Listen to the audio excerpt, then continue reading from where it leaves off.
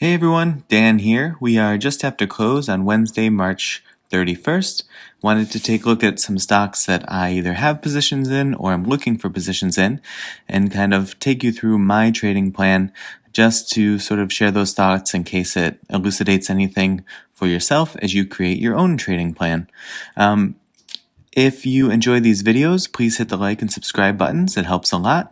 And let's get right into it. So Palantir, I opened and closed a position today and held a longer position. So the one that I opened and closed was meant to just be a day trade. So I took advantage of this channel, which it held for a very long time today. As you see, it didn't break the channel until about after 1:30 today.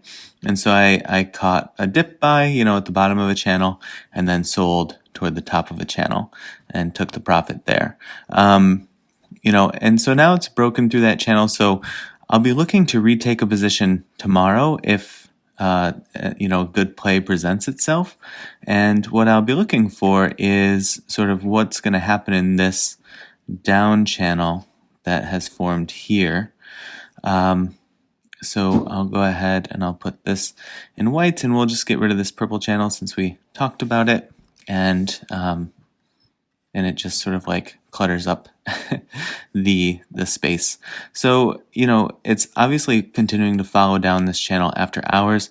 So what I'll be looking for is either for it to break this channel and hold above this 2333 by the time it opens tomorrow. Or, if it does continue down this channel, it's going to open pretty cheap tomorrow. It looks like it would put it in the 22s. So if that does happen, I'll be looking to, you can still play a channel the same way. I would look to dip buy toward the bottom of the channel and then sell out toward the top of the channel. And so you can still hold long positions and profit in long positions in a down channel. You just have to kind of set yourself up correctly. So that's how I'm going to plan on playing it. I think essentially what happened today was this area was a gap that had been left. If we zoom out on the 30-minute, I think we can see, so this was the gap.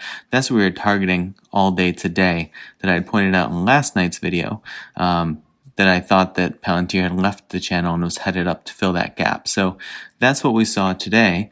And, now that we have completed that task, we'll have to see how it reacts. Sometimes when the gap is filled, it even comes back down to it again. So, I don't know if that's what's happening here in this channel, but if it does stay in that channel, that would put us right back at that gap at open tomorrow. So it'll be interesting to see. And if it does get down in that gap, I'd be looking for it to break out of the channel once it hits about 22.55. So I would look for a potential dip bounce buy in that same area. I'm just trying to figure out how to draw it here.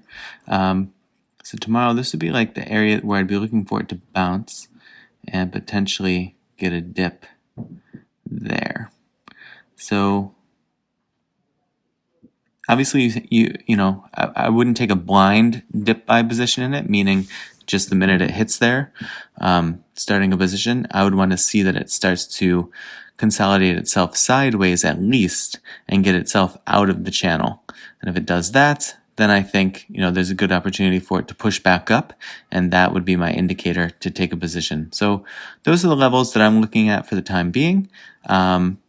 And otherwise, on the 1 minute, the other thing to look out for if the price does start to recover sooner would be still right around this 23.55. There's a lot of topping out that happens as it tries to approach that. So getting itself up and over that level could be key to not only breaking this 1 minute down channel, but to getting itself over that frequent sell-off zone. Okay, let's take a look at NIO. I also took a position in NIO today as it was following this purple channel. And so I ended up charting out all of these support zones because it left the channel relatively quickly after I took my position, and I wanted to see if it was going to come back and sort of like hug the lower bound of the up channel. And so it's sort of still kept following the channel a bit, so I did hang on to my position, so we'll see what that yields tomorrow. Obviously it started to bounce a bunch off of this 38.87.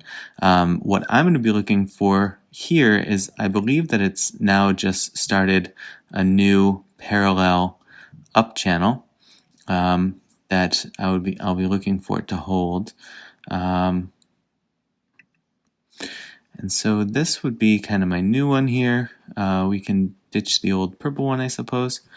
And this is what I'd be looking for tomorrow. So for it to open, somewhere close to 40 probably to stay in this channel, and sell out my current position somewhere toward the top of the channel and lock in my profit that way, and then wait for a dip. And if it's going to maintain the channel, just hit a dip buy at the bottom of the channel like you see here, and ride it up. So that'll be what I'm looking for tomorrow. NIO had a lot of really consistent double topping and double bottoming today that kept signaling reverses. Like you see, like all this bottoming out here, you see this double top here, see all this topping out. So sort of when you get these candles back to back that sort of show double or triple tops or bottoms, it's done a pretty good job of consistently showing a reversal there. So I would pay extra attention to those when there's a double bottom or a double top that happens at the bottom or the top of the channel, because that's sort of like two indicators. You're looking for it to change direction when it's at the bottom or the top of the channel anyway, to keep it in the channel, and then that double top or double bottom just provides sort of additional confirmation of that pattern continuing. GameStop, I'm holding like a longer position, so I'll sort of like talk through what I see. If we zoom out on the 30, it's been in this channel recently, and that's what has been sort of like telling me that holding the position makes sense. Today it just did a bunch of consolidating. We've seen several days of that in the past. So I'll be interested to see tomorrow if it sort of starts testing a bunch of these yellow support zones, or if it starts pushing up toward that channel again, or maybe forming a new parallel channel that we can chart. But for me, I don't see any reason to change my current hold position on this. If I were looking for a dip buy, what I would be most interested in would be that 176.01 level, just because there's a lot of buying power there previously, and it held up really well recently from that zone. So, I would look to see if it starts to bounce off 176 if it gets down there. And if it doesn't, then see if it starts to bounce off of 170 would be the next most obvious thing. So that's my take on GameStop. Viacom, I started a small position today as it dipped down further. We can go to the 1 minute here. As it dipped down further this morning and like into the early afternoon, I took a small starter position that I figured I could build off of once I started to see more of what it was doing. And so you'll see Viacom also has had a bunch of like very solid topping out. Solid just meaning like reliable, reliably hitting a series of tops and then pushing down off of them. So sort of gives you an idea of where you might be able to take profit. Most recently, in this current price action, sort of what I'd be hoping is forming as I figure out if I want to expand my position or just hold it tomorrow, or who knows, maybe sell out, though my intention wasn't to have this be a super quick in and out. But depending on what it does right now, we could wait to see if this pushes itself into this channel and holds it. What stopped the bleeding initially on Viacom was the break of like a very steep downtrend, which, this is a short-term one, but it has it here. So if we can hold this channel, it could break that downtrend there, which would be nice, and would give me more confidence in the long position.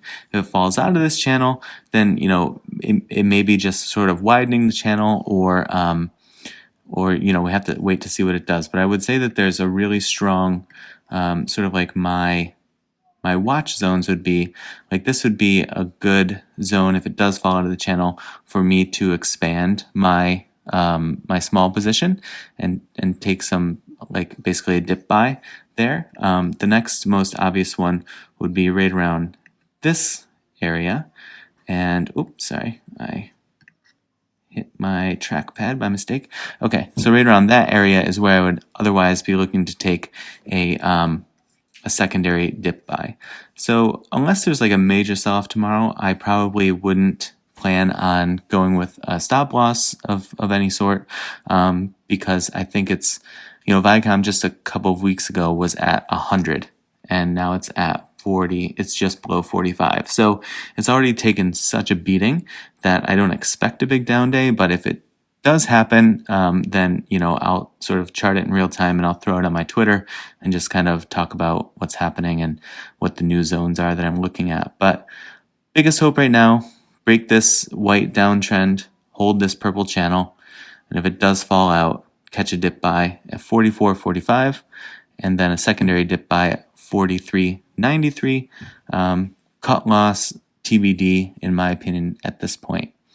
All right, so hopefully that's helpful, but that's my true trading plan with price targets and areas that I would look to buy or sell. As we talk about a lot of channel plays, again, just keep in mind that the buy zone, or the actual number of the price of the stock at which you would buy it is changing. So I can't say, oh, my buy zone is 44.83. Here I can, because this is out of the channel and these are previous support zones. But while it's in the channel, it's literally just watch the channel, and if it's toward the bottom of the channel and it's holding it, that is your dip buy scenario, no matter where it is. So here it was in the 43s, and if it were right now, you'd be in the 44s. It's the same setup. It's just at a different price because it's been holding the channel. So just keep that in mind. And then same thing with the take profit. I don't have any take profit plotted out on this yet, because ignore that. That's probably a glitch. But I don't have any take profit on this because, remember, a channel play, it's just that take profit at the top of the channel, as you're assuming it's going to bounce back down toward the lower bound of the channel. So there's not an actual dollar amount there, but you just have to watch the channel. So hopefully that makes sense. If it doesn't, leave a comment below and I'll try to explain it another way, but hopefully it does. Okay, well, good luck no matter what you're trading. I wish you all the best this week, and I will see you all in the next video.